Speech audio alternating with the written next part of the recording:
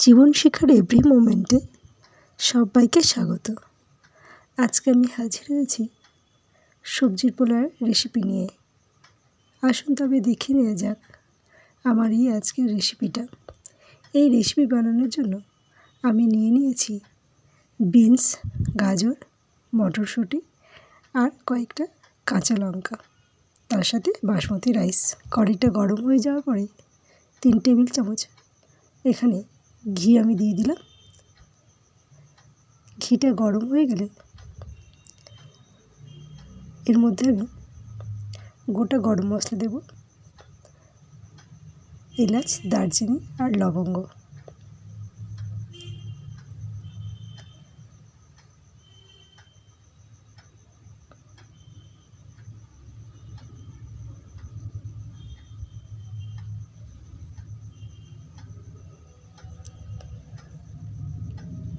গরম মশলাগুলো আমি এখানে দিয়ে দিলাম, দিয়ে একটু নাড়িয়ে চাড়িয়ে নেব ঘিয়ের সাথে। এর থেকে সুন্দর স্মেল বেরোতে শুরু করলে তবেই আমি বাকি সবজিগুলো এখানে আমি অ্যাড করব। ফোড়নটা থেকে সুন্দর স্মেল বেরোতে শুরু করেছে। এবার আমি এর মধ্যে দিয়ে দেব আগে থেকে কেটে রাখা গাজরের টুকরোগুলো। গাজরটা আমি এখানে সবটা দিয়ে দিলাম, দিয়ে এবার এটাকে সুন্দর করে নাড়িয়ে চাড়িয়ে ভেজে নেব।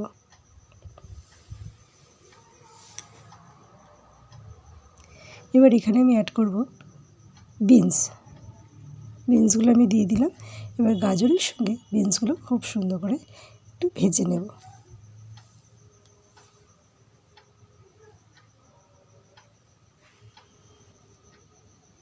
মটরশুঁটিগুলো এখানে অ্যাড করে দিলাম, দিয়ে সমস্ত সবজির সঙ্গে ভেজে নেব। একটু নাড়িয়ে চাড়িয়ে নিলাম। এবার এখানে আমি দিয়ে দেব কেটে রাখা কাঁচা লঙ্কাগুলো। কাঁচা লঙ্কাগুলো আমি একটু আলাদা শেপে কেটেছি, যাতে বিনস আর কাঁচা লঙ্কা আলাদা করে বোঝা যায়, তার জন্য লঙ্কাটাকে দিয়ে দিলাম, দিয়ে নাড়িয়ে চাড়িয়ে নিলাম।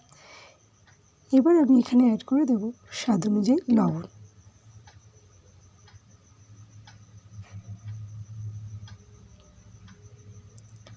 লবণটা দিয়ে দিলাম, দিয়ে একটু নাড়িয়ে চাড়িয়ে সবজিগুলোর সঙ্গে মিশিয়ে নেব। এখানে আমি 1.5 বাটি বাসমতি রাইস নিয়ে ভালো করে ধুয়ে জল ঝরিয়ে রেখেছিলাম চালটা, সেই চালটা এখানে অ্যাড করে দিলাম, দিয়ে ভালো করে নাড়িয়ে চাড়িয়ে নেব সমস্ত সবজির সাথে।